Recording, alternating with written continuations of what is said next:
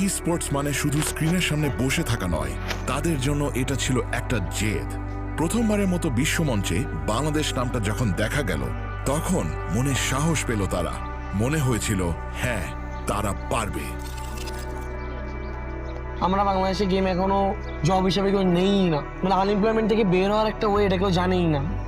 FFWS Bangladesh এটা তাদের জন্য শুধু একটা প্ল্যাটফর্ম ছিল না, এটা ছিল তাদের সেই স্বপ্ন যেখানে সেরা দুটো দলের লক্ষ্য ছিল একটাই, নিজেদের সবটুকু উজাড় করে দিয়ে জাকার্তার মাটিতে পা রাখা।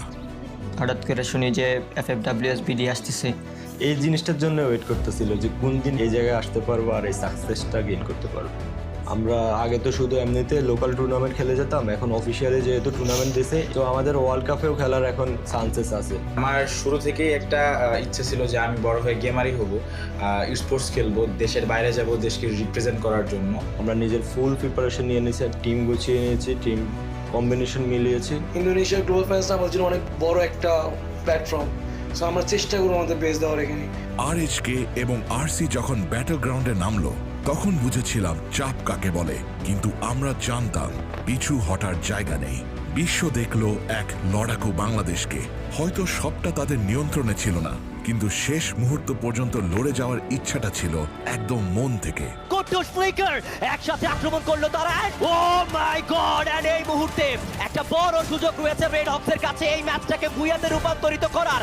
ওয়াও, আরসিআর ডিকেরা মাত্র হচ্ছে কি একটা নাটকীয় সিন আমরা মাত্র উপভোগ করলাম। Last shot, and that's the brilliant moment secured by Red.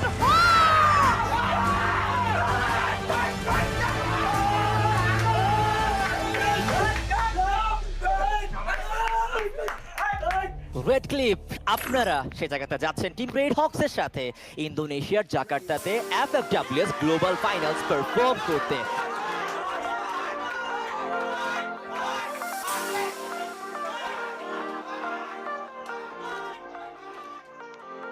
আমরা বাংলাদেশ থেকে চ্যাম্পিয়ন হয়ে জাকার্তার জন্য কোয়ালিফাই করছি। আমরা জাকার্তা এক্সপ্লোর করতেছি, এখানকার ফুড, এখানকার কালচার, ট্রেডিশন সবকিছু। এখানের মানুষগুলো অনেক হাম্বল।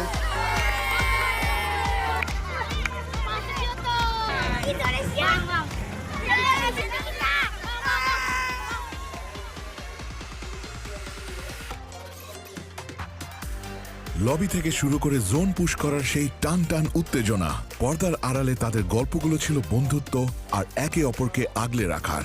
যখন একজন নক হতো, বাকিরা তাকে মেন্টালি সাপোর্ট করার জন্য ঝাঁপিয়ে পড়তো। এইটাই তো তাদের আসল সার্ভাইভাল, এইটাই তাদের প্যাশন। যে আরো নতুন কিছু শিখতেছি, আরো জানতেছি, আরো বেটার করার ইচ্ছা, আরো বড় মাইলস্টোন সেট করা। এই মুহূর্তে কিন্তু এলবিটি একা হয়ে যাবেন, এলবিটি কে প্রেসার করতে হবে। কুট্টুস, ইয়েস, বাংলাদেশের রেড হক শুরু করেছে কিছু ফিয়ারলেস মুভ, রেড হকদেরকে এগিয়ে নিয়ে যাবে এক অনন্য মাত্রায়।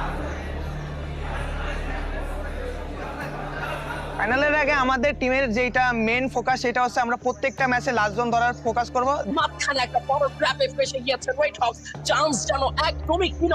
বলতে গেলে আমাদের ফার্স্ট উইকটা অত বেটার ছিল না, আমরা খুবই টাফ সিচুয়েশনে আসলাম, কারণ অন্যান্য টিমগুলোর স্ট্র্যাটেজিগুলো আমরা ধরতে পারিনি। আমাদের বন্ডিং যেটা সেটা হচ্ছে ইন গেম থেকে ইন্ডিয়ান লাইফে বেশি ফোকাস। সো আমরা এমন না যে ম্যাচ খারাপ গেছে বলে আমরা আমাদের মেন্টালিটি উইক করে ফেলবো।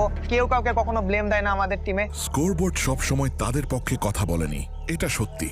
তবে প্রতিটা ফাইটে তারা শিখেছে হারটা কষ্টের, কিন্তু সেই কষ্ট থেকেই নতুন করে শুরু করার জেদটা জন্মেছে। অনেক লেসেন্স ছিল, আমরা চেষ্টা করছিলাম যে পয়েন্ট টেবিলে সবচেয়ে হাইস্ট থাকতে।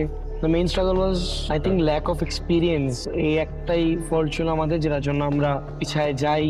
হাতের আঙ্গুল চালানোর উপর সবকিছু ডিপেন্ড করে না, তোমার ডিসিশন মেকিং, তোমার টাইমিং, পেশেন্স। আবার হোঁচট খেয়েছি, আবার পড়ছি, আবার শিখছি। বাংলাদেশের মানুষের একটা হাই এক্সপেকটেশন আমাদের উপর শিওরলি থাকা উচিত, কজ আমরা বাংলাদেশে অনেক ভালো করে খেলি, তাদের আমাদের উপর আত্মবিশ্বাস আছে। যারা আমাদেরকে সাপোর্ট করে অনেক অনেক ধন্যবাদ। আপনাদের সাপোর্টের কারণে আমরা ডে বাই ডে নিজেদের ভিতর ইমপ্রুভমেন্ট আনতেছি। আমাদের কিছু কিছু মুহূর্ত ছিল যেখানে আমরা বুয়া নিতে পারতাম।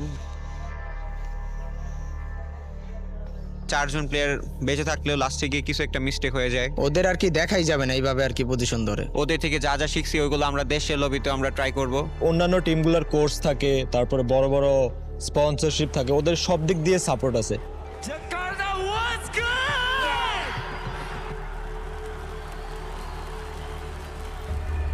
বিশ্বমঞ্চ তাদের চোখে আঙ্গুল দিয়ে দেখিয়ে দিয়েছে যে চ্যাম্পিয়ন হতে হলে শুধু গেম খেললে হয় না, দরকার ইস্পাত কঠিন মনোবল আর সঠিক প্ল্যানিং। এইখানে এরকম একটা স্টেজে বসা তো আর কি স্বপ্ন ছিল, স্বপ্নই থেকে গেল, পরের বার দেখি বাড়ি কিনা। পরের বার হবে ইনশাল্লাহ। তারা হোঁচট খেয়েছে ঠিকই, কিন্তু থেমে যায়নি। সরাসরি দেখছি যে গ্র্যান্ড ফাইনালের প্লেয়ার এন্ট্রি, তারপর টপ নোটস পারফরমেন্স, খুবই ভালো লাগতেছে। এত এত দর্শক, এত ক্রাউড, সেই ভাই মানে এক কথা বলতে গেলে একবার পুরোই গোসবাম। তাদের লড়াইটা এখান থেকেই শুরু হলো। ওয়ার্ল্ড ক্লাস প্লেয়ারদেরকে যদি আপনারা দেখেন, ওদের ডিসিপ্লিন, ওদের গেম প্লে, ওদের সব কিছু অন এ ডিফারেন্ট ডাইমেনশন। আমাদের প্লেয়ারদের শেখার অনেক কিছু বাকি আছে।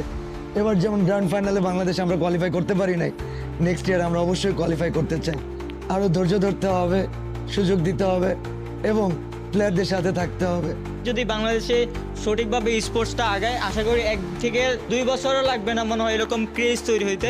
আজ হয়তো তারা ট্রফিটা নিয়ে ফিরতে পারেনি, কিন্তু তারা তাদের অস্তিত্বের প্রমাণ রেখে এসেছে। বিশ্বাস রাখি পরের বার গল্পটা অন্যরকম হবে।